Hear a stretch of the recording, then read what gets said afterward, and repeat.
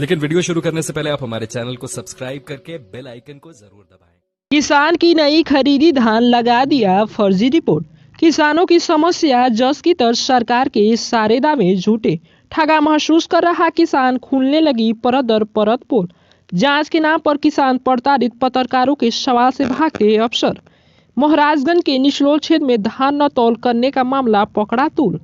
निचलोल के मिठौरा क्षेत्र में ग्राम औराटार के कृषक हरदेव वर्मा ने सीएम पोर्टल पर शिकायत करते हुए गांव के सचिव सहित गड़ौड़ा मंडी व निचलोल विपणन विभाग तक दौड़ भाग किया, परंतु 144 कुंटल धान की खरीद विभाग ने नहीं किया।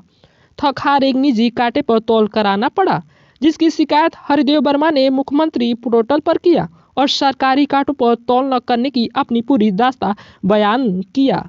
जब जिले के अफसरों ने जांच किए बिना ही झूठी रिपोर्ट लगा दी कि तौल हो गया है।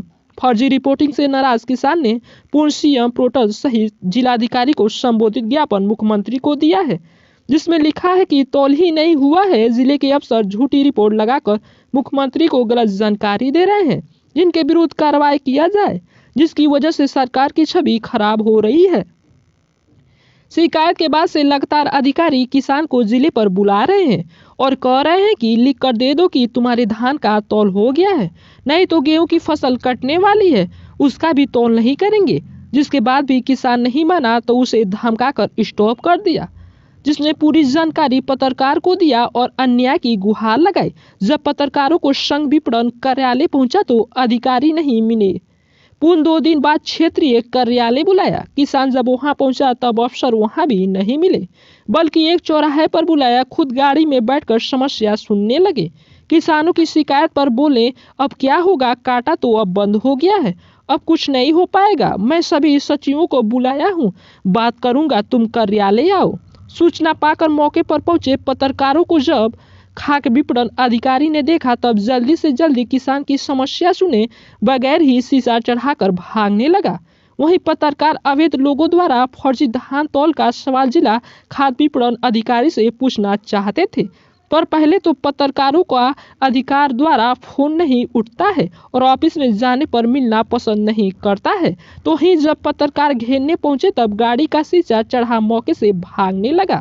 अब ऐसे में बड़ा सवाल उठता है कि एक तरफ सरकार किसान हितैषी होने के दावे सड़क से सांसद तक कर रही है और आंदोलित किसान की एक नहीं सुन रही है, उन्हें ही झूठा और देश विरोधी किसान बताने की हर कोशिश कर रही है।